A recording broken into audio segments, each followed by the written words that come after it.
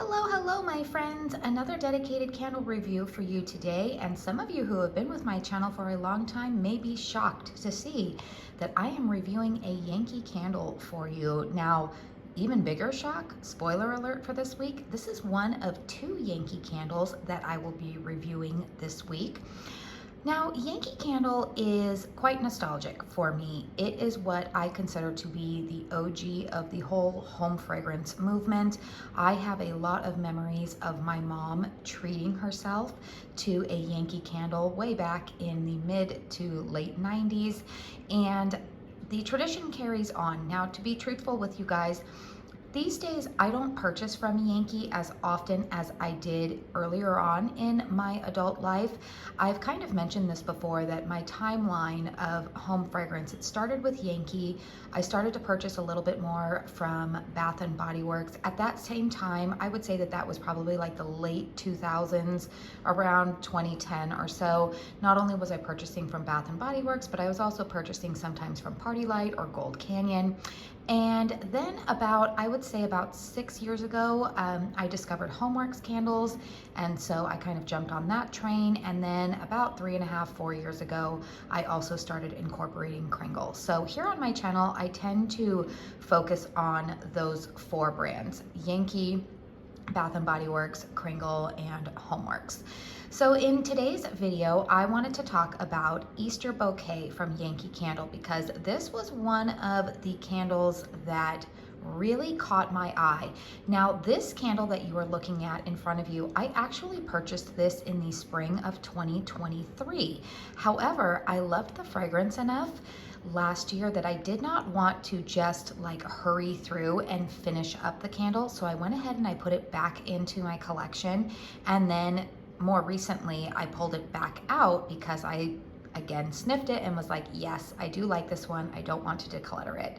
So let's go ahead and talk about this fragrance. First off, I am going to insert a stock photo right here for you so you can see why this candle appealed to me. Honestly, you guys, the packaging, the color of the wax with the beautiful floral design on it just totally sucked me in. And I always like to say that I'm not really somebody who gets suckered in by packaging, but I'm beginning to believe that that's a lie, because I do every once in a while. That good packaging will hit me every time, and boy oh boy did Yankee get me with that packaging. Now, like I said, this is a large 2-wick tumbler format, so it's not the traditional apothecary style jar. I also believe that this is a soy paraffin wax blend. I believe that that is what Yankee Candle uses here. So let's go ahead and talk about the fragrance notes of this beautiful candle. Top notes of ozone, apple, and melon.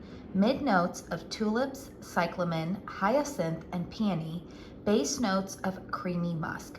Now, if you happen to have caught my candle chat video, or spoiler alert, if you didn't catch my top 10 spring candles videos, you will see that this fragrance made an appearance in both of those videos. And the reason why is that there is something about this floral candle that I actually really enjoy. And I have always kind of been a self-described, I would say that floral fragrances are not always my number one fragrances. The only other category that I would probably put below floral fragrances for me personally are usually, I would say, like cotton fresh. Those tend to give me a headache. But florals usually are also right there. They can sometimes be headache inducing, and so I can be a little bit hesitant to purchase them. However, I am very happy to tell you guys that this candle does not give me a headache. My nose definitely detects like a green note to this. However, they're listing those top notes of ozone, apple, and melon. There's nothing really in here. Like, I definitely wouldn't say that I smell melon or apple. I do think that that fruity element, though, probably does tone down the mid notes, which are definitely all florals: tulips, cyclamen, hyacinth, and peony. It gives the fragrance a little bit more of a like green floral fragrance. I hope that makes sense. It's definitely not really like the petals of a floral. It's definitely the greenery with it. Now, that being said, I do pick up some hyacinth in here, maybe a little bit of peony. and slight tulips. There was a tulip candle that Yankee had that my mom purchased. They might still have it. It was called like Fresh Cut Tulips or something like that. It was a very strong candle. I remember my mom having that one in our house growing up, and I was like, whoa. Like it was one that needed to be blown out after like an hour and a half because it gave me a headache. Fresh Cut Roses is another one from Yankee that was always headache inducing for me as well. But I will say that what I think that those fruity top notes, while I don't necessarily detect apple or melon or even really an ozone note, like I said, I think that they balance out the headiness that florals can sometimes bring with them. In terms of a creamy musk, I think that musk to me always means a little bit perfumey. And again, I'm not really picking up a perfumey scent with this. Now, in my mind, I would say, anytime I see musk mixed with a floral, I oftentimes, pardon the, I don't mean to insult anybody, but sometimes we think of a very mature woman's perfume, and that is not what I'm getting here. This is just a really nice floral spring type of fragrance. It's not offensive. Everybody in my home really seems to like this one. It's not as pungent as, say, a honeysuckle type of fragrance. It's just a very nice green floral. It smells like a fresh bouquet of flowers, but again, not too terribly strong. So let's go ahead and talk about the performance of this candle. You can see that I have burned about 3/4 of the wax on this fragrance. You can actually see that the wicks are doing really well. I have not touched these wicks at all. No trimming, nothing going on. Now you can see around the rim of the tumbler here that there is a slight amount of soot, but it's not terribly bad. And one of the things that I have come to expect, especially with taller vessels like this, is that the lower the, not the flames, but the lower amount of wax that you have to burn, so like the closer you get to the end of burning the candle, I do find that sometimes soot will collect, even in fragrances or wax formulas. I'm thinking like Kringle's 100% soy wax formula.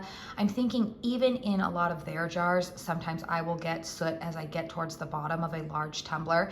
And I think it's because by design, they are designed to be able to catch extra soot. So, but this is not a sooty candle by any means, not at all. Also, to be fair, sometimes I burn this candle in a hurricane and the wax can get very hot. Or I can burn it for extended periods of time, and then that can also impact whether a candle starts to soot. But in terms of the wicks here, I've been pretty impressed because some of my Yankee candle wicks, just like every brand, honestly, sometimes they can dud out once they hit that halfway mark. I know that happened to me with the Holiday Zest candle. So I've been pretty happy to see these wicks still performing strongly. Let's go ahead and talk about strength and throw on this one. I'm going to give this candle, I would say, a 6.5. Now, if I put it into a hurricane, it does bump it up to about a 7. It's not a huge jump when I put it into a hurricane. However, I honestly think that a 6 to 7 is probably my sweet spot when it comes to this fragrance in particular, because like I said, floral fragrances can be headache inducing for me. They can be a little bit too strong. And so for me, when it comes to these floral type of fragrances, I definitely usually prefer something that's a little bit more medium in the throwing category. Now, when I give the ranking there, or the rating, I should say, of how strong I think a candle is, I always like to throw in environmental factors, the size of my home, those types of things, so that way you have an idea of where I'm basing or getting my judgment off of. My home is a single-story, 1,800 square foot home. It has high ceilings in the living room that opens up into the kitchen. The home was built in 2004, so it is 20 years old. I do have lower ceilings in my bedrooms that are more closed concept. They have about 9-foot high ceilings in there, and obviously smaller rooms. I do move my candles around. I will move them in from the living room into a bedroom. I will burn them inside a hurricane, outside of a hurricane. So I would say that, outside of a hurricane, right now I'm noticing, especially as it's getting towards the end, I definitely prefer to burn it in a hurricane, which is why I'm saying I'm giving it between that 6 and 7, because When I initially lit this candle, it did not need to be in a hurricane, and I was still getting about a 6 in terms of the performance. But now I kind of have to have it in a hurricane in order to get that 6 to 7. I hope that makes sense. I don't know if it does, but it's medium. It's medium for me, and I'm pretty content with that. So let me know in the comment box down below, is this a candle that you were sucked in by the packaging? Because, oh my word, I think it's just absolutely stunning. Are you happy to see me do a Yankee candle review? I know that I don't do a ton of them here on my channel, but I thought that, you know, this one deserved its own little video. Also, don't forget to hit thumbs up if you found this video helpful. It really helps me out with the old YouTube algorithm. If you find yourself coming across my channel for the first time, hi, I'm Katie. I like to talk all things candles here. I do dedicated reviews like this. I also have a bi-monthly candle chat series. I have a candle collection series. I do empties, hauls, everything in between. We talk about a lot of candles here on my channel, so if you find yourself wanting to stick around for more of my content, please make sure you hit that subscribe button. Like I said, I will be reviewing another Yankee candle later on this week. In fact, that is going to be one of their new 3-wick formats. You know, they're trying to go the way of the Joneses here with Bath and Body Works and Goose Creek, and even Kringle has started coming up with a 3-wick format where they're all in those like 14.5-ounce jars. So I will be doing a dedicated review on one of those later on this week. But anyways, I do want to say thank you so very much for spending your time here with me today. And until my next one, I hope you all go out and have a very blessed day. Bye.